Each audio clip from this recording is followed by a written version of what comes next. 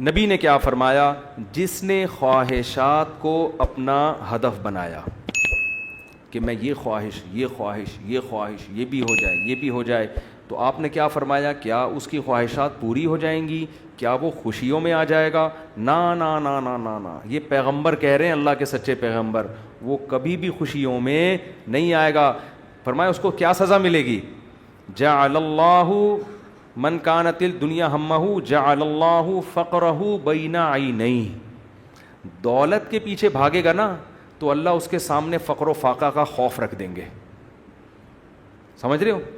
دولت کے پیچھے بھاگ رہا ہے، آ رہی ہے، مل بھی رہی ہے، لیکن خوف کیا ہوگا کہ یہ مجھ سے چھن نہ جائے، اس بات کی ٹینشن، یار یہ ختم نہ ہو جائے، یار یہ چھن نہ جائے، یار کوئی کاروبار کو نقصان نہ ہو جائے۔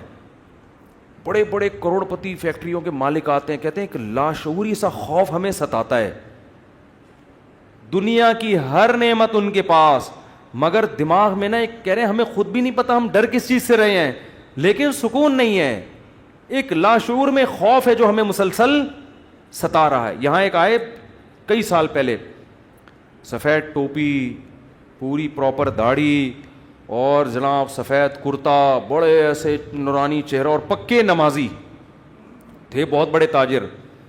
مجھے کہنے لگے مفتی صاحب میں ایک دل کی بات آپ سے شیئر کرنا چاہتا ہوں۔ میں نے کہا جی۔ کہہ رہے میں نماز بھی پڑھتا ہوں، روزے بھی رکھتا ہوں، اہل اللہ کی صحبت میں بھی بیٹھتا ہوں، اور لیکن پتہ نہیں میرے دل میں سکون نہیں ہے، میرے دل میں سکون نہیں ہے۔ میں نے کہا آپ فیکٹری کے مالک ہیں، کوئی پرابلم ہے تو بتائیں۔ کہہ رہے نہیں کوئی پرابلم بھی نہیں ہے۔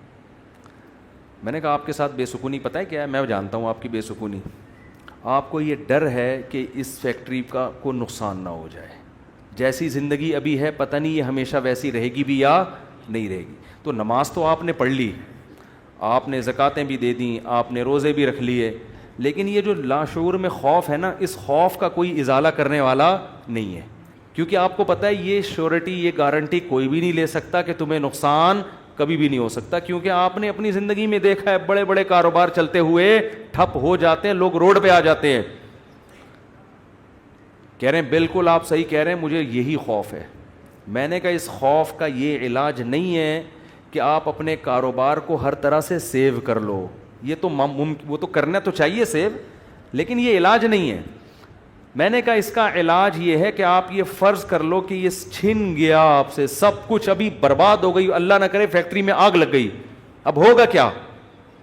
کہہ نہیں کیا ہوگا؟ میں نے کچھ بھی نہیں ہوگا، صبح 2 پراٹھے آپ پھر بھی کھاؤ گے، رات کو سونے کے لیے چھپڑا آپ کو گندے نالے پہ یا فٹ پاتھ پہ مل جائے گا، کوئی بات نہیں، انجوائے کرنا، دنیا مسافر خانہ ہے، رہنے کی جگہ بولو نہیں۔ ہماری بیسک ضرورت ہے، جب شدید بھوک لگے، بھوک برداشت نہیں ہوتی ہے، کھانے کو روٹی مل جائے، یہ بیسک ضرورت ہے۔ نیند آئے تو سونے کے لیے جگہ مل جائے۔ یہ نیند ایسی عجیب چیز ہے، آپ اگر نہیں سونا، ایک وقت آتا ہے کہ آپ بچو گے بھی نا تو کانٹوں پہ بھی نیند آ جائے گی آپ کو۔ اب جیسے میرے ساتھ ہوتا ہے نا، نیند نہیں ہو رہی، ایک وقت جب بہت زیادہ جمع ہو جاتی ہے، پھر ہم نہیں بھی سونا چاہ رہے ہوتے ہیں، سو رہے ہوتے ہیں۔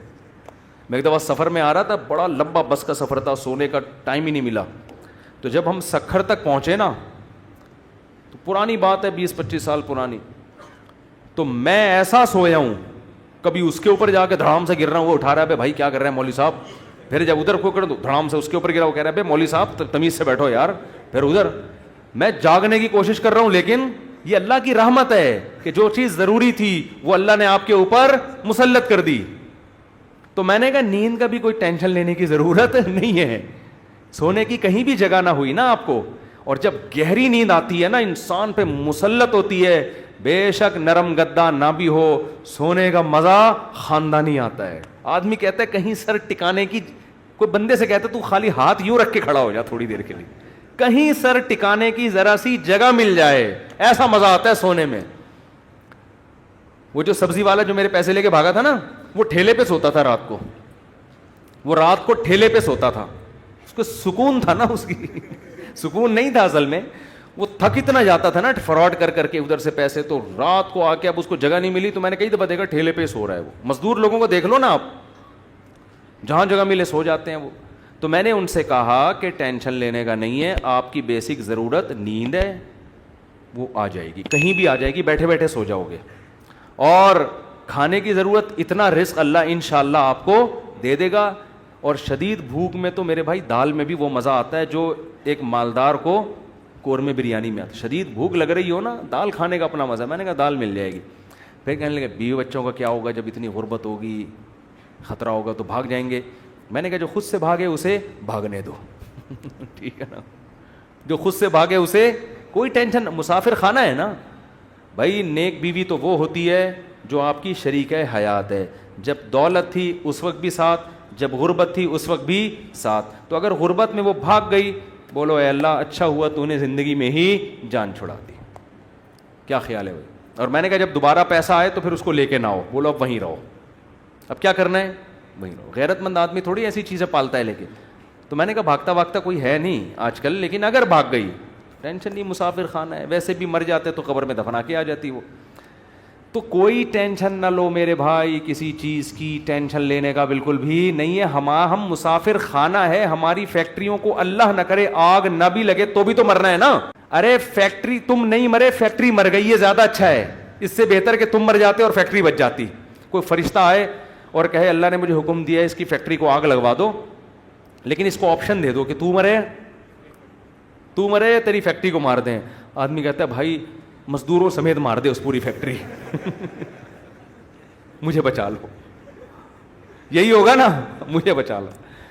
تو ان کو تھوڑا سکون ہے. میں نے کہا آپ کا مسئلہ یہ ہے کہ آپ نماز پڑھتے ہیں, علماء کے پاس ہی بیٹھتے ہیں, مگر آپ نے دل میں دنیا کی محبت کے گٹر ابل رہے ہیں آپ کے. ہمارے حضرت فرمایا کرتے تھے بہت سے لوگ ایسے ہیں, بڑی بڑی داڑیاں, تہجد گزار اور جناب بڑے ہر بات پہ درود شریف, لیکن دل میں دنیا کی محبت کے گٹر پالے ہوئے ابل رہے ہیں. یہ ایسے جیسے اللہ کی محبت کے چشمے ابلتے ہیں نا, تو دنیا کی محبت کے چشمے نہیں ابلتے, گندگی کے گٹر ہیں جو ابلتے ہیں. تو کہتے ہیں ان کے دل میں گندگی نہیں ہے, گندگی کے دنیا کی محبت کی جو ایک گٹر ہے نا, گٹر, وہ گٹر ابل رہے ہیں. جس کو یہ مثال سمجھ میں نہ آتی ہو, بارشوں میں ہماری گلی کو آگے دیکھ لیا کرے گٹر کیسے ابلتے ہیں, تو وہ پتہ چل جائے گا کہ یہ ہے جو گند نکلا ہوا ہے. اس گند کو نکالو. کیا کہا پیغمبر نے ہود علیہ السلام نے اپنی قوم سے, صالح علیہ السلام نے اپنی قوم سے, تتخذون مصانع لعلکم تخلدون. اے میری قوم تم گھر اتنے مضبوط بناتے ہو جیسے تم نے ہمیشہ رہنا ہے, اتنا پیسہ ان دیواروں میں کیوں پھونک رہے ہو؟ حالانکہ وہ حلال پیسوں سے گھر بنا رہے تھے بھائی, حرام سے تھوڑی بنا رہے تھے, حرام سے نہیں بنا رہے. پھر بھی پیغمبر اعتراض کر رہے ہیں کہ موت کو بھول گئے ہو تم, اتنا سریا بنیادوں میں ڈالا جا رہا ہے. لوگ بتا رہے تھے ہم نے یہ سریا ڈالا. میں کہتا ہوں اپنی ہڈیوں میں تو کیلشیم ہے نہیں تمہارے, پہلے اپنی ہڈیوں میں سریا ڈالو بھائی. ہڈیاں بوسیدہ ہو رہی ہیں, کھوکھلی ہو رہی ہیں, اور مکان کی مضبوطی پہ انسان فخر کر رہا ہے. تو نکالو اس گٹر کو, ایسے جھٹک دو. ہمارے حضرت ایک ذکر بتایا کرتے تھے کہ رات کو نا تنہائی میں بیٹھ کے یہ ذکر کیا کریں. یہ ذکر حدیث سے ثابت نہیں ہے, صرف ٹریننگ کے لیے ہے, ٹریننگ کے لیے, اپنی اصلاح کے لیے, اس لیے اس کو سننا سمجھنا جائز نہیں ہے. وہ ذکر کرواتے تھے, بہت سے اکابر کرواتے ہیں یہ کہ لا الہ الا اللہ. لا الہ میں کیا کرنا ہے, گردن یہاں لے کے جانی ہے. لا الہ کوئی معبود نہیں, یہ تصور کر رہے ہیں دل سے اللہ کے علاوہ سب چیزیں نکل رہی ہیں, نکال کے باہر پھینک رہا ہوں. اس تصور کا نا بڑا اثر پڑتا ہے دل کے اوپر. لا الہ سب نکال کے, بحریہ ٹاؤن نکالو سب سے پہلے اس میں سے. ہاں بحریہ, آپ کو نہیں پتا بحریہ ٹاؤن کا, آپ باہر سے آئے نا. ہمارے یہاں وہ کامیاب ہے جو بحریہ ٹاؤن ہے, اور وہ ناکام ہے جو بحریہ ٹاؤن نہیں ہے. تو ہمارے ہاں جنت الفردوس میں ریاض ملک ہے جس کا بحریہ ٹاؤن ہے. یہ جنت جو دنیا میں باتیں کرتے ہیں لوگ, اب اس کو نہیں مانتے, کہتے ہیں بھائی تیرے پلاٹ کتنے ہیں. تو لا الہ کا مطلب نکالو دل سے, کوئی نہیں ہے. جو گند بھرا ہوا ہے نا, دکان, پلاٹ, جائیدادیں, جاگیریں, جدھر دل اٹکا ہوا ہے, میرا بزنس, میرا کاروبار, میرا پلاٹ, میرا یہ سب میرا میرا کر کے, جو میری گاڑی, یہ سب فضول چیزوں کو لا الہ میں تصور کر کے نکلو. حالانکہ اس وقت ہمارے پاس دھیلا بھی نہیں تھا, ہم تو خود طالب علم تھے, لیکن کہتے تھے نکالو دل سے. رات کو 100 دفعہ نا یہ ذکر کرواتے تھے, لا الہ, سب نکال دیا, الا اللہ. پھر الا اللہ میں چوٹ مارتے تھے دل پہ. الا اللہ صرف کون ہے, اللہ ہے. تو الا کل ما خلا اللہ باطل, حدیث میں آتے اللہ کے علاوہ سب باطل ہے. اس کا ہم آج کی زبان میں ترجمہ کریں گے اللہ کے علاوہ سب بکواس ہے. سب کیا ہے؟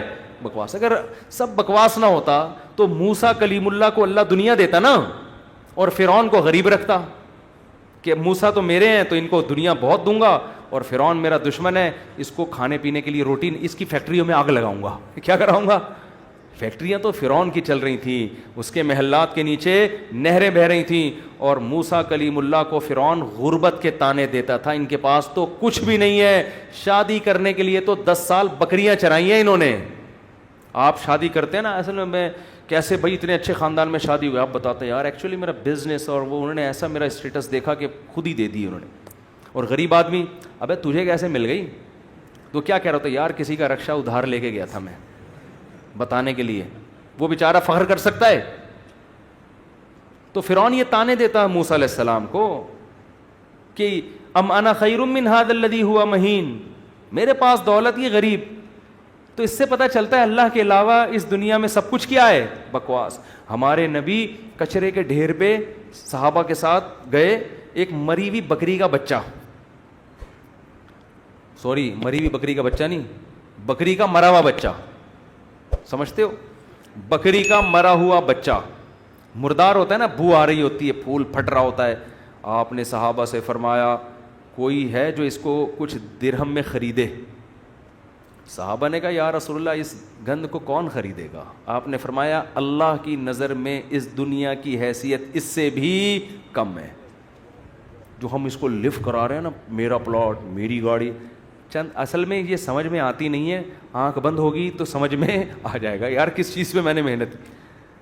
تو دل سے دنیا کی محبت نکالو, اور یہ ذکر تنہائی میں اجتماعی نہ کرے, ایک بدعت نہ بن جائے. ہاں لاؤڈ اسپیکر کھول کھول کے بھی مسجدوں میں ہو رہا ہے, ایک ٹوپی ڈرامے شروع ہو جاتے ہیں. ہر چیز کو نا لوگ انٹرٹینمنٹ کا ذریعہ بنا لیتے ہیں. اب یہ ذکر میں نے بتا دیا تو اب پتہ چلا مسجدوں میں پروگرام چلیں, آئیے ہمارے یہاں 3:05 پہ ذکر ہوگا, پھر ہاں ہو رونا دھونا کرنا کرانا کچھ بھی نہیں ہوتا. تو تنہائی میں بیٹھ کے اگر 100 دفعہ ایسے کر لیں نا, لا الہ ہلکی آواز کے ساتھ, لا الہ الا اللہ, لا الہ الا اللہ, لا الہ الا اللہ, آپ کئی دن تک کنٹینیو کریں گے, آپ کے دل کی کیفیت بدلنا شروع. پھر آپ کو لگے گا یار لا الہ کوئی نہیں ہے, سب بکواس ہے. پھر کوئی آپ سے آ کے کہے گا نا ابے بحریہ ٹاؤن, آپ کہو گے میں تو رات کو 100 دفعہ دل سے یہ بحریہ ٹاؤن نکالا ہے میں نے, تو کس بحریہ ٹاؤن کی بات کر رہا ہے؟ دنیا رکھو ضرور, ایسا نہ ہو کہ پلاٹ ہی بیچ دیں صبح اٹھ کے. 3 پلاٹ تھے بحریہ ٹاؤن میں بچوں کے لیے رکھے ہوئے تھے, لا الہ الا بحریہ ٹاؤن نکال کے صبح کا اٹھا کے دے دو کسی کو بس. تو اتنا کریں جتنا افورڈ کر سکتے ہیں. یہ تو ہمارے نبی نے تو رکھا ہی نہیں نا, لیکن ہمیں حکم ہے, ہم کمزور لوگ ہیں, رکھ لو. اگر اللہ نے وسائل دیے ہیں, دل نہ لگاؤ. دل لگانے کا کیا مطلب ہے؟ فیکٹری اس لڑکے نے رکھی تھی مگر دل میں بھی رکھی ہوئی تھی, تو میں نے کہا دل سے فیکٹری کو کیا کرو, نکال دو. جب نکالو گے تو کیا ہوگا؟ دل میں محبت ہے یا نہیں ہے, اس کی علامت ہے چھوٹ جانے پہ نقصان کتنا ہوتا ہے. دیکھو بہت سے لوگ اپنی بیوی سے کہتے ہیں میں تم سے بہت محبت کرتا ہوں, پتہ چلے گا مرنے پہ نقصان کتنا ہوتا, افسوس کتنا ہو رہا ہے آپ کو. رہتے تو سبھی میاں بیوی اکٹھے ہی ہیں نا, کیا خیال ہے؟ صبح وہ ناشتہ بنا کے دے گی, آپ کھا لو گے, آپ کے بچوں کو, سب محبت سے ہنسی خوشی زندگی گزر رہی ہے. اس سے تھوڑی پتہ چلتا ہے کہ آپ کو اس سے محبت بھی ہے یا نہیں ہے. اگر وہ مر جائے, اس کو کینسر ہو جائے, آپ کے دل میں آئے کہ چلو یار, بعض نہ اوپر سے ڈاکٹر صاحب بس بہت ٹینشن میں ہو, اندر سے یار خود سے جا رہی ہے, جانے دو. جیسے ایک 2 نمبر مولوی صاحب تھے بدعتی, وہ تقریر کرتے تھے چوری حرام چوری حرام چوری حرام. ایک دن ان کے گھر میں کھانا نہیں, تو ان کی بیوی نے کہا کیا کروں بھائی؟ انہوں نے کہا پڑوسیوں کی مرغی چوری کر لو. تو انہوں نے کہا بھائی پڑوسیوں کے آپ تو خود چوری کے خلاف بیان کرتے ہیں. اس نے کہا بھائی ہم شوربے سے لگا کے کھا لیں گے, بوٹیاں چوری کی تو بوٹیاں ہوں گی نا, بوٹیاں نہیں کھائیں گے ہم. اب ان کی بیگم نے سالن پکایا اور دیگچی کو انڈیلنے لگی تاکہ شوربہ آئے, اور بوٹیوں کو چمچ سے پیچھے کرنے لگیں. تو یہ کہتے ہیں بھائی جو خود سے آئے آنے دو. چوری تو وہ ہے نا ہم کھا رہے ہیں, ہم تھوڑی کھا رہے ہیں, خود ہی آ رہی, کشش ثقل گریوٹی کی وجہ سے آ رہی ہے یہ زمین. تو بعض لوگ بیوی سے اتنے بیزار ہوتے ہیں, علاج بھی کر رہے ہیں ذمہ داری سمجھ کے, لیکن دل میں یہ ہوتا ہے اگر خود سے مر رہی ہے نا تو اللہ تو سمجھتا تو ہے نا میں کیا کہنا چاہتا ہوں. تو ساتھ رکھنا، اس سے نہیں پتہ چلتا کہ آپ کو اس سے محبت ہے یا نہیں ہے. لوگ رہ لیتے ہیں، پیسہ بھی رکھ لیتے ہیں، محبت کا اس سے پتہ چلتا ہے چھوٹ جانے پہ غم کتنا ہوتا ہے.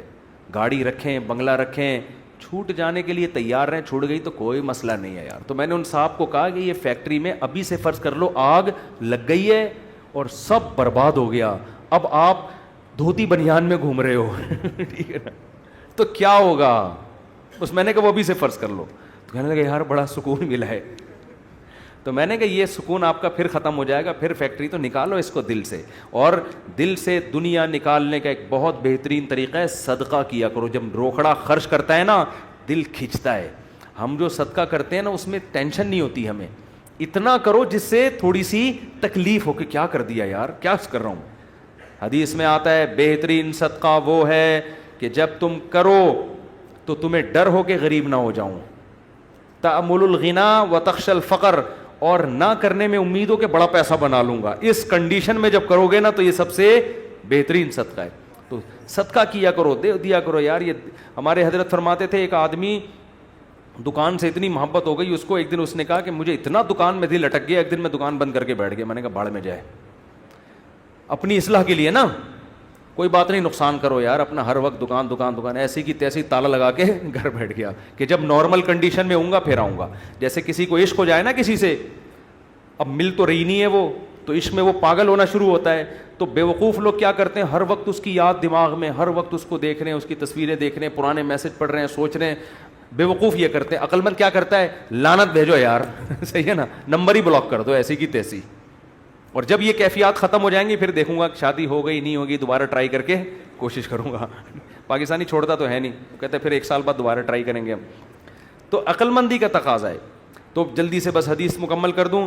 نبی نے فرمایا جس نے خواہشات کو ہدف بنا لیا تو اللہ فقر و فاقہ اس کے سامنے لا کے کھڑا کر دیں گے. کروڑ پتی ہوگا مگر آگے فقر و فاقہ اس کو ڈرا رہا ہوگا، بھائی میں حملہ کر دوں گا، میں تجھے کھا جاؤں گا. اس خوف کی وجہ سے لائف کو انجوائے نہیں کرے گا. وہ جعل اللہ فقرہ بین عینیہ وفرق علیہ شملہ.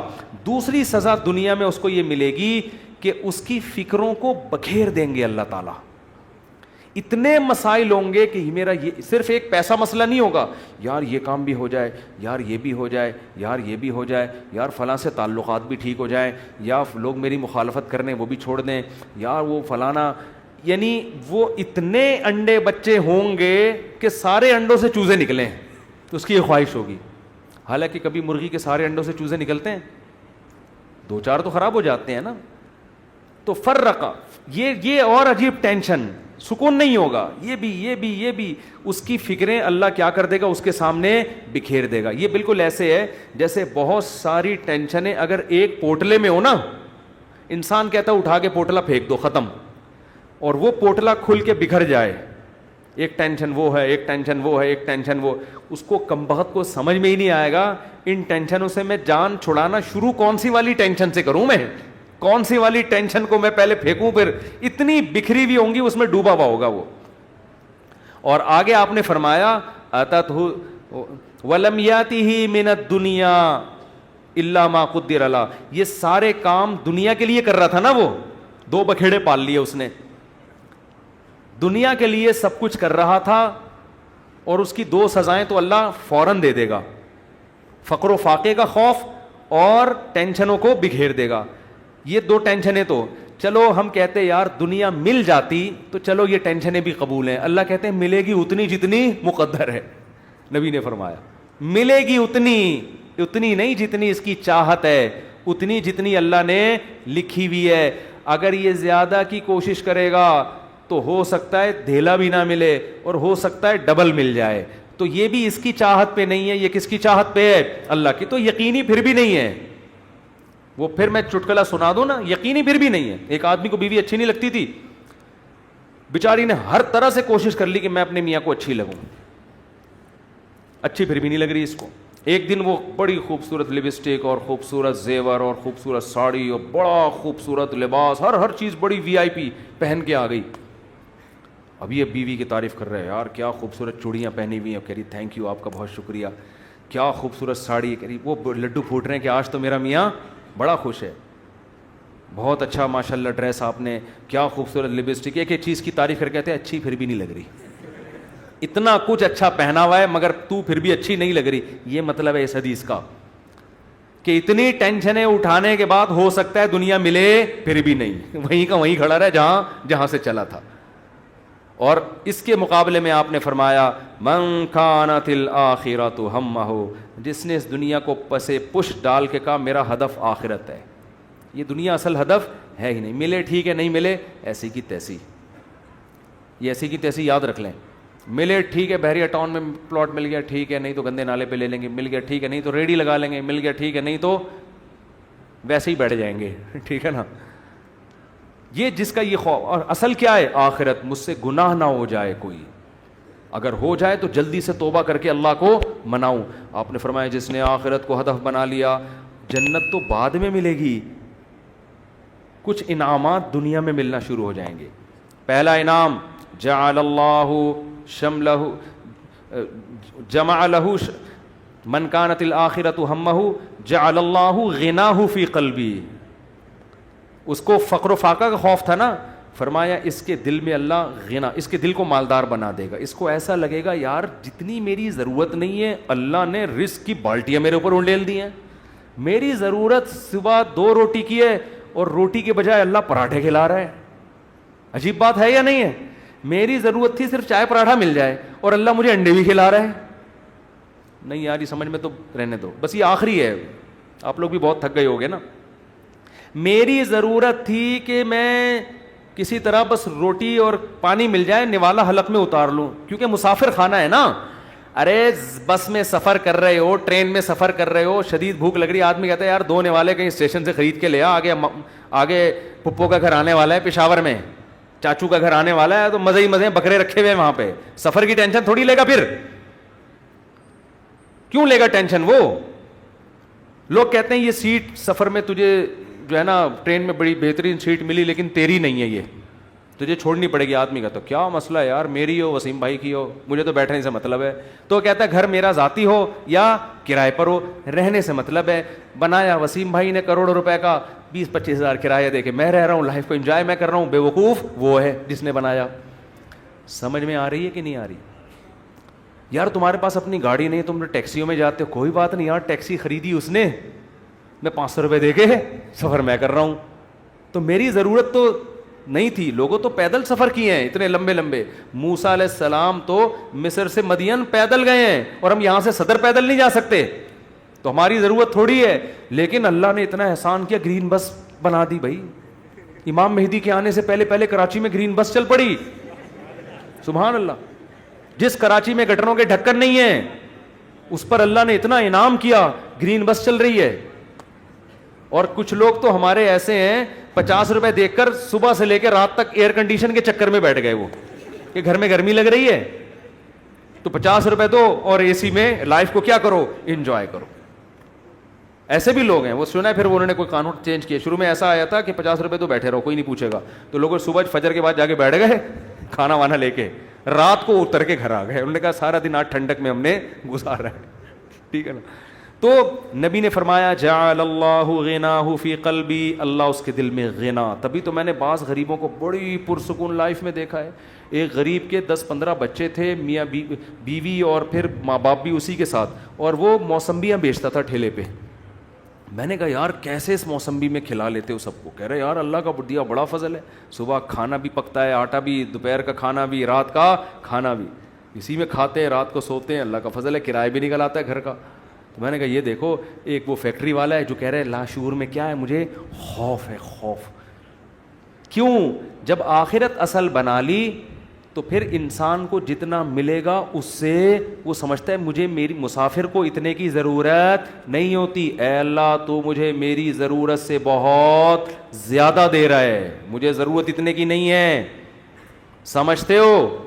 بلکہ اگر گاڑی نہیں بھی ہوگی کہے گا اللہ تو نے پاؤں سے معذور لوگ پیدا کیے ہیں, میری دونوں ٹانگیں سلامت ہیں جو کانپ بھی نہیں رہی ہیں. بعض لوگوں کی ٹانگیں کانپ رہی ہیں نا, تو میری دونوں ٹانگیں سلامت ہیں, یہ بڑی فضیلت کی بات ہے. تو ہر چیز پہ کیا رہے گا وہ خوش. ہم اب دیکھو یہ باتیں جب انسان کسی کی زندگی میں دیکھتا ہے نا, پھر سمجھ میں آتی ہیں. اس لیے کہتے ہیں بزرگوں کی صحبت بہت ضروری ہے. ہم نے یہ چیزیں اپنے شیخ میں دیکھی ہیں. انتہائی غربت میں بھی کہتے تھے اللہ نے اتنے انعامات کیے ہیں کہ مجھے شرم آتی ہے کہ اللہ تیرے احسانات کا ہم کچھ بھی تو بدلہ نہیں دیا نا. حالانکہ کیا تھا, ہمارے شیخ کے پاس کوئی اپنی پراپرٹی نہیں, کرائے کے گھر پہ ساری زندگی گزاری, اور دل سے کہہ رہے ہوتے تھے اللہ. اور کبھی کوئی پریشانیاں ماضی کے بیان بھی کرتے نا تو وہ کہتے میں صرف آپ کو سبق دینے کے لیے بتا رہا ہوں, ورنہ وہ بیان کرتے ہوئے مجھے شرم اتنی آ رہی ہے کہ اللہ کہے گا 2-4 پریشانیاں میں نے تجھے زندگی میں کیا دی اور تو لوگوں کے سامنے گاتا پھر رہا ہے. شرم آتی تھی ان کو. ہمارے یہاں زندہ رہنے کا کتنا شوق ہے نا لوگوں کو, بڑی عمر. حضرت کہتے ہیں جب میں 63 سال کا ہو گیا تو مجھے تو اب شرم آنے لگی, یار میں ابھی بھی میں زندہ ہوں, کتنے لوگ دنیا سے چلے گئے. اب ایسا نہ ہو کسی بوڑھے کو جا کے آپ کہیں کہ آپ کو شرم آنی چاہیے, یہ تو بھائی بدتمیزی کی بات ہوگی. بوڑھوں کے لیے دعا کریں اللہ ان کو اور زیادہ لمبی عمر دے, کیونکہ جب آپ 63 کے ہو گے آپ کو شرم ورم نہیں آئے گی, آپ کہو گے یار کسی طرح بچ جاؤں میں, اور کوشش بھی کرو ان کو بچانے کی. کیونکہ بعض بیوقوف ہوتے ہیں. ہمارے ایک رشتہ دار نے جا کے ہمارے نانا سے بول دیا کہ اتنی لمبی عمر سے اللہ نے پناہ مانگی ہے, وہ 99 سال کے ہو گئے تھے. تو ہم نے کہا بھائی کم بخت یہ ان کے سامنے کہنے کا تھوڑی ہے, اتنی لمبی عمر سے اللہ نے پناہ مانگی ہے. تو جعل اللہ غناہ فی قلبی, اللہ اس کی طبیعت میں کیا پیدا کر دے گا غنا. جب ملے گا لوگوں سے, لوگ کہیں گے اپنا گھر ابھی تک نہیں بنایا, کہہ رہے یار بنایا تو وسیم بھائی نے تھا, رہ کون رہا ہے, میں ایسا انجوائے کر رہا ہوں. نل کے توڑو, دیواروں کو نیلا پیلا کرو, کرایہ دار جو واٹ لگاتے ہیں, بچوں نے وائٹ بورڈ بنایا ہوتا ہے دیواروں کو, کیلیں ٹھوکو اس میں ایسی کی تیسی کر کے, جب زیادہ غصہ آئے وہ نکال دے تو نکل کے دوسرا لے لو, کرائے پہ تو ہر جگہ گھر مل جاتے ہیں. تو وہ خوش رہے گا, خوش.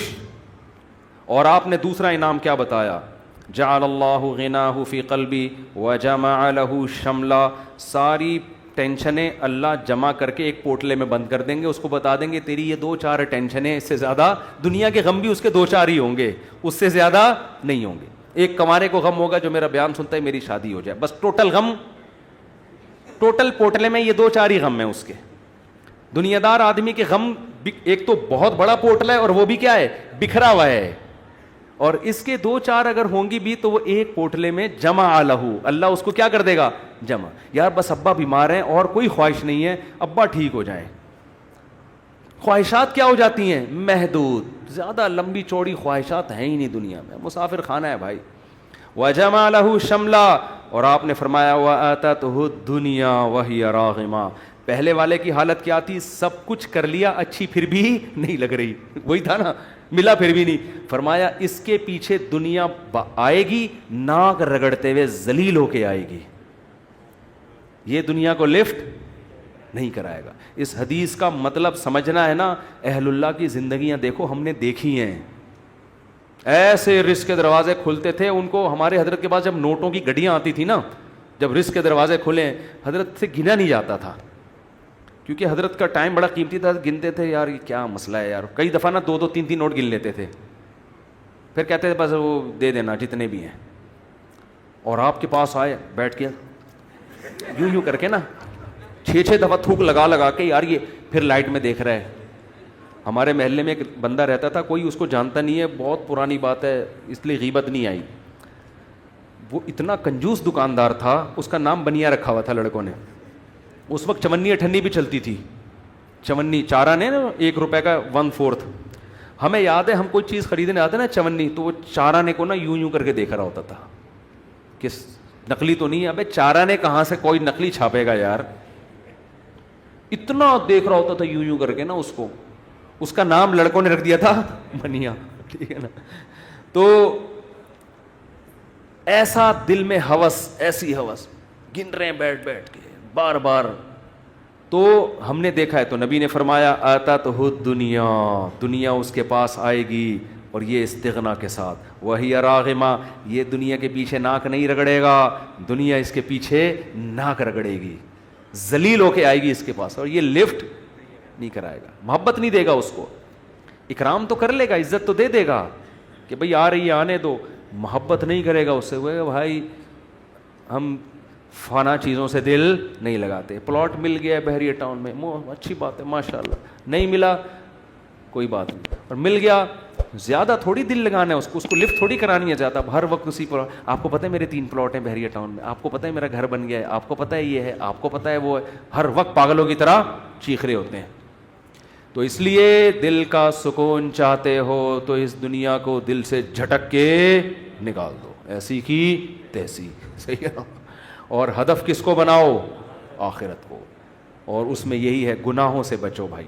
اللہ تعالی ہم سب کو سمجھنے کی, عمل کرنے کی توفیق عطا فرمائے, مجھ سے مسافہ نہ فرمائے, لوگ بہت زیادہ ہو جاتے ہیں. اچھا بھائی, صدقہ فطر کس شخص کو دینا بہتر ہے؟ غریب آدمی کو. اگر کسی شخص کی سیلری کم ہونے کی وجہ سے آج کل کے حساب سے ضرورت پوری نہیں ہوتی, اگر اس کے پاس 70-80 ہزار روپے جمع نہیں ہوئے ہیں, سونا چاندی بھی نہیں ہے, کوئی الگ سے پراپرٹی بھی نہیں ہے, تو اس کو صدقہ فطر دے سکتے ہیں. پبلک لیجنڈ ادارے پر کمپنی پر حکومت کی طرف سے لازم ہوتے کہ اپنے مالی بہت لمبا سوال ہے, اتنا لمبا سوال اب میں یہاں پڑھوں گا لوگ ٹینشن میں آ جائیں گے بعد میں. کن وجوہات کی بنا پر عورت اپنے شوہر سے ڈیورس لے سکتی ہے؟ اگر عورت کے لیے اپنے شوہر کے ساتھ رہنا کسی معقول وجہ سے ناممکن ہو گیا ہے, معقول وجہ سے, معقول وجہ یہ نہیں کہ کہیں کوئی اور اچھا لگ رہا ہے یا یہ کہ آمدن کم ہو گئی. معقول کا مطلب یہ ہوتا ہے کہ کوئی اتنے اخلاق شوہر کے خراب ہو گئے ہیں کہ اب گزارا, بعض میاں بات بات پہ فحش گالیاں دینا شروع کر دیتے ہیں, تو اور ایسی وہ عورت خود فیصلہ کرے گی کہ اللہ کی حدود پہ قائم رہنا میرے لیے ممکن نہیں ہے, ڈپریشن میں جا رہی ہے. تو ایسی صورت میں اگر وہ طلاق کا مطالبہ کر لے تو جائز ہے, باقی طلاق ہوگی اس وقت تک نہیں جب تک شوہر دے گا نہیں. یہ کورٹ نہیں کر سکتی یہ کام. کورٹ کی جو کورٹ کی ڈیورس ہے نا, یہ ڈیورس پہ میں کئی بار بیان کر چکا ہوں. آج کل جو عدالتوں میں خلا کی ڈگریاں دی جا رہی ہیں ان میں 90% کالعدم ہے. کچھ کیسز ایسے ہوتے ہیں جن میں وہ ڈگری معتبر ہوتی ہے. تو کورٹ سے جب بھی کوئی خلا کی ڈگری لے گا پہلے اس کو مفتیوں سے پوچھے گا کہ یہ خلا صحیح ہوا ہے کہ نہیں ہوا. اچھا بھائی, اگر کورٹ کی طرف سے بیوی کو طلاق ملے گا تو بیوی شوہر کے نکاح میں نہیں رہتی ہے. اگر شوہر نے کورٹ خلا نامے پہ سائن نہیں کیے تو عورت نے اگر خلا لیا تو پہلے مفتیان کرام سے پوچھے کہ یہ خلا ہوا بھی ہے کہ نہیں ہوا, ورنہ اس کا پرانا نکاح باقی ہوگا. شادی سے پہلے میڈیکل چیک اپ کروانا, اگر کوئی بھائی اگر آج کل یہ بڑا رواج ہو رہا ہے شادی سے پہلے لڑکا کا بھی میڈیکل چیک اپ, لڑکی کا بھی میڈیکل چیک اپ, تو نکاح کو خام خام میں اپنے اوپر نہ پابندیاں نہ لگاؤ. اگر پہلے سے خطرہ ہو کسی کے بارے میں, خاندانی مسئلہ چلا آ رہا ہے, پھر تو ٹھیک ہے, لیکن نارمل اس میں اللہ پہ توکل کرنا چاہیے, اللہ پہ اعتماد کرنا چاہیے. تو کوئی اگر فیملی کا کوئی ہسٹری ہے پہلے سے پتہ ہے تو پھر تو ٹھیک ہے, پھر تو احتیاط کریں, ورنہ نارملی یہ کام نہ کریں. بینک کے ملازمین کی تنخواہ سود سے پاک ہوتی ہے؟ یعنی بینک کے ملازم کی تنخواہ تو سود سے پاک ہوتی ہے, مگر پھر بھی ہوتی اس لیے حرام ہے کہ سودی کام کو لکھنا, اس پہ گواہ بننا, یہ ناجائز ہے. اس ناجائز کام کے بدلے میں تنخواہ دی جا رہی ہے اس کو. مثال کے طور پر آپ نے کہا فلاں کی چیز اٹھا کے لے آؤ, اس کے بدلے میں تمہیں اپنی حق حلال کی آمدن سے 50 روپے دوں گا. تو آپ دے تو حق حلال سے رہے ہو, لیکن جس کام کے بدلے میں دے رہے ہو وہ کام کیا ہے, ٹھیک نہیں ہے, تو اس کے لیے وہ حرام ہوگی. تو بینک میں جو سودی بینک میں جو لوگ جاب کرتے ہیں اور سود میں انوالو بھی ہوتے ہیں, ان کی آمدن کو سودی نہیں کہیں گے, حرام کہیں گے. سمجھتے ہو؟ اچھا بھائی, بینک میں کام کرنے والا مسجد یا فلاح اداروں میں چندہ ادا کرے تو اس کو نہیں چاہیے کہ چندہ دے اگر سودی بینک میں ہے؟ میرے بھائی, چوتھی شادی کا کیا مطلب؟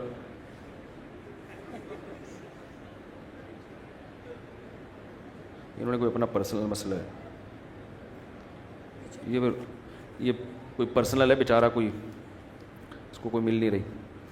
میں صدقہ اور زکوٰۃ دونوں دیتا ہوں, کیا صدقہ کم کر کے زکوٰۃ بھی بعد میں پڑھوں گا, اتنا لمبا چوڑا خط ہے کیا لکھا ہوا ہے, کیا صدقہ کم کر کے زکوٰۃ دے دیا کروں؟ جی ہاں, زکوٰۃ صدقے میں زکوٰۃ کی نیت کر لیں احتیاطاً, تاکہ کوئی کمی بیشی ہوئی ہو تو وہ پوری ہو جائے. فطرہ دوبارہ دینا ہے, پہلے کشمکش سے, اچھا کشمش سے کم دیا تھا, کشمش سے دیا تھا, اب کسی اور چیز سے دے دوں؟ سبحان اللہ, 6 دفعہ دے دیں آپ, 1 دفعہ دینا فرض ہے, باقی دیتے چلے جائیں. ہر مہینے میں صدقہ نکالتا ہوں, کیا یہ صدقہ ان مدرسے کے محتمم کو بھی دے سکتا ہوں جن سے مجھے دنیاوی فائدہ بھی ہو؟ بھئی ایسی جگہ جائیں جہاں دنیاوی مفاد نہ ہو, تاکہ ثواب بالکل خالص رہے. مدارس کو دیا کریں زکوٰۃ, جو صحیح مدرسے ہیں. میری 5 بیٹی اور 1 بیٹا ہے, دعا کریں اللہ ان کے نصیب اچھے رہے اور صحت میں. دل سے دعا ہے جی. میری دو ماں کا بھائی ہمارے یہ بھانجے ہیں نا، ان کے چچا انور صاحب، چچا نہیں ان کے ابو کے چچا انور صاحب ماڑی پور میں، ہماری بھی بڑی دوستی تھی، ان کا بھی انتقال ہو گیا، ان کے لیے بھی خصوصی دعا کریں اللہ مغفرت فرمائے۔ میرا 2 ماہ کا بھتیجا بیمار ہے، رات بھر روتا ہے، دعا کریں اللہ تعالیٰ شفا دے، دل سے دعا ہے۔ جی دیکھو مائیں کو بچے جب تنگ کرتے ہیں نا، روتے ہیں، ٹینشن دیتے ہیں، تو ماں مایوس نہ ہوا کرے، اس پہ بہت اجر ملتا ہے۔ مسلمان ماں جب بچہ پالتی ہے نا تو اپنی اولاد سمجھ کے تو پالے، اللہ کی مخلوق سمجھ کے پالے۔ علماء کہتے ہیں ایک ایک قطرہ جو دودھ پلاتی ہے نا ماں، ہر گھونٹ پہ اللہ ماں کو نیکیاں دیتا ہے، ہر گھونٹ پہ۔ حالت حمل میں عورت کی موت ہو جائے تو یہ شہادت ہے، کیوں؟ اس نے اللہ کی مخلوق کو پیٹ میں اٹھایا تھا جننے کے لیے، اور یہ اس کی موت کا ذریعہ بنی۔ تو ہمارے نبی نے تو اس پہ بڑے فضائل سنائے ہیں۔ آج عورتیں مصیبت پیدا ہو گیا، کم بخت اور کم ٹینشن تھی، ایک عذاب بھی، اور پھر منہ کے ابا کو ڈانٹ رہی ہوتی ہیں۔ ایک پہلے ٹینشن کم تھی، جو ایک عذاب پھلتر کی طرح لگا دیا، اس کو پکڑا نہیں ہے، پکڑ اس کو۔ اور پھر بچوں کو ڈائلاگ، تیرے منہ توڑ دوں، تیرے دانت توڑ دوں، اللہ کرے تیری زبان کاٹ دوں میں، ایسے کہہ رہی ہوتی ہیں نا۔ اللہ کرتا ہے، میرا دل چاہتا ہے کہ تیری زبان کاٹ دوں میں، تیرا گلا دبا کے تجھے مار دوں۔ پھر بچہ پھر لگائیں گے تھپڑ، وہ اور چیخے گا، پھر اور تھپڑ لگائیں گے اور چیخے گا، پھر کہیں گے کم بخت رک تو رہا ہی نہیں ہے، پھر کوشش کریں گی پیار کرنے کی، اس طرح چپ ہو جا۔ تو بچے ہوتے ہیں غیر مقلد، حقیقت ہے۔ وہ کیا کہتے ہیں، دلیل سمجھنے کی طاقت ہوتی نہیں ہے، اور مانگتے کیا ہیں، دلیل۔ ان کو آپ شرافت سے کوئی بات سمجھاؤ، ان کی کھوپڑی میں نہیں آتی۔ وہ بس وہی ہے کہ ہمارے حضرت فرمایا کرتے تھے کہ انسان شروع میں غیر مقلد ہوتے ہیں، بچہ جب ہوتا ہے، پھر وہ دیوبندی بنتا ہے جب بڑا ہوتا ہے۔ دیوبندی میں یہ ہوتا ہے کہ ہاں بھائی ہمیں تو اللہ نے علم نہیں دیا، لیکن تھوڑا اس میں یہ کرنٹ ہوتا ہے کہ بھئی ہم ایسا مقلد بھی نہیں بننا کہ بس جو مرضی بولتا رہے، ایسے بدعتوں میں بھی نہیں آنا۔ پھر جب عمر زیادہ ہوتی ہے تو پھر وہ براڈ مائنڈ، اب سب ٹھیک ہے جانے دو یار، تو وہ کیا بن جاتا ہے، وہ بریلوی بن جاتا ہے۔ پھر کہتا ہے یار یہ بھی 40واں بھی ٹھیک ہے، تیجا بھی ٹھیک ہے، یعنی وقت کے ساتھ ساتھ نا اس کا ظرف تو کرنٹ کم ہونا شروع ہوتا ہے اور ظرف بڑا ہونا۔ وہ پھر کہتا ہے جوڑ پیدا کرو یار، وہ بھی ٹھیک ہے اور یہ بھی ٹھیک۔ شروع میں کرنٹ بہت ہوتا ہے، تو بچے بھی ایسے ہی ہوتے ہیں، مانتے نہیں کسی کی بات۔ تو ماؤں کو چاہیے، یہ جو بچوں کی ٹینشن ہے یہ ثواب کی چیز ہے، اللہ آپ کے گناہ معاف کر رہا ہے۔ بچے نمازوں میں تنگ کرتے ہیں، نماز نہیں پڑھنے دیتے۔ مجھے یاد ہے ہماری چھوٹی بچی، ہم نے افطاری کا دسترخوان لگایا، میرے گھر والوں نے پورا دسترخوان بچھا کے شربت مربت لا کے پورا تمیز سے، بچی اس میں فروٹ چاٹ میں بیٹھ گئی۔ وہ چھوٹی بچی تھی، وہ دیکھ ہی نہیں رہی کہ پیچھے، وہ سمجھ رہی کرسی ہے۔ اب ماؤں کو تو غصہ آتا ہے نا، ہمیں ہنسی آتی ہے، ہمیں تو بچوں فروٹ چاٹ میں وہ مزہ نہیں ہے جو بچوں کی ایسی حرکتوں میں مزہ ہے۔ لیکن عورتیں کہتی ہیں مرد پالتے نہیں ہیں نا، ان کو یار ہے، جب پال کے دیکھو تو پتہ چلے گا۔ تو لیکن جو ٹینشن بچے دیتے ہیں بھائی، اس ٹینشن میں ثواب ملتا ہے، گناہ معاف ہوتے ہیں۔ نماز میں تنگ کر رہے ہیں، پڑھتے رہے نماز، ان کو گھومنے دیں دائیں بائیں، جو مرضی کر رہے ہیں کرنے دیں۔ تو چھوٹے کل ہماری وہ چھوٹی بچی نہیں چھٹانکی، جس کی میں نے زیارت کرائی تھی، اذان ہوئی فجر کی، ایک دم اس نے ہاتھ اٹھا لیا نا، ایسا اچھا لگ رہا ہوتا ہے۔ پھر اس نے دیکھا بھائی سب دوپٹہ لے لیتے ہیں، تو سر پہ ہاتھ رکھ لیا اس نے، ایسے ہاتھ رکھ لیا یوں۔ تو بچوں کو تو جو بڑوں کو دیکھتے ہیں وہ کرتے ہیں، تو یہی تو بچوں کی رونق ہے گھر کے اندر۔ تو عورتوں کو چاہیے ان بچوں کو ثواب سمجھ کے پالا کریں۔ اس پہ حضرت مریم نے حضرت عیسیٰ کو پالا تھا نا، کیسا اللہ نے ان کا قرآن میں تذکرہ کیا ہے۔ اگر وہ کہتی ہیں اللہ نہیں مجھے نہیں چاہیے اولاد، تو نے بغیر شوہر کے بھی دے دی پھر بھی نہیں چاہیے مجھے، ایکچولی جیسے آج کل عورتیں کر رہی ہوتی ہیں، اصل میں یہ بچے اور یہ ہسبینڈ یہ پرانے، ایکچولی ایجوکیشن پہلے کمپلیٹ ہو جائے، پھر ہم نے کنٹری کے لیے پھر یہ کرنا ہے، پھر ہم نے یہ کرنا ہے، پھر میں ایجوکیشن کے لیے یورپ جاؤں گی، پھر میں امریکہ جاؤں گی، پھر میں وہاں یہ کروں گی، پھر وہاں کروں گی، سب کچھ کر لیا، اب مجھے فون کرتی ہیں کوئی رشتہ ہی نہیں کر رہا۔ میں کہتا ہوں بھائی جب آپ کی شادی کی عمر تھی تو آپ نے قوم کے لیے قربانیاں دیں، اب قوم آپ سے شادی کی قربانی نہیں دے گی، کیونکہ قوم کو بیوی چاہیے، کسی کی نانی۔ بولو، مجھے اچھا نہیں لگ رہا یہ جملہ کہنا، لیکن خواتین کو غیرت دلانے کے لیے، میں کسی کا مذاق نہیں اڑا رہا، لیکن غیرت دلانے کے لیے۔ اب بیچاری کسی کی عمر زیادہ ہو گئی ہے تو بھی کر لینی چاہیے شادی اس سے، لیکن لڑکے کہاں کرتے ہیں؟ مرد سب سے پہلے بیوی میں، عورت میں اٹریکشن دیکھتا ہے، کہہ رہا ہے ایجوکیشن بھی ہے وہ دوسرے درجے میں، اور یہ اس کو حق بھی ہے، اس کو اللہ نے منع تھوڑی کیا ہے۔ وہ کہے گا یار میں ڈاکٹر سے کروں اور وہ اس عمر میں مجھ سے اتنی بڑی ہو, وہ تو میں نے ڈاکٹر کوئی مارکیٹ میں کم تھوڑی ہے, علاج کرانا ہوگا پڑوس میں چلا جاؤں گا کلینک میں.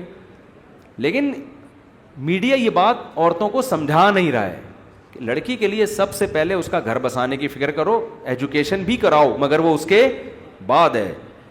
تو یہی مسئلہ ہو رہا ہے آج کل.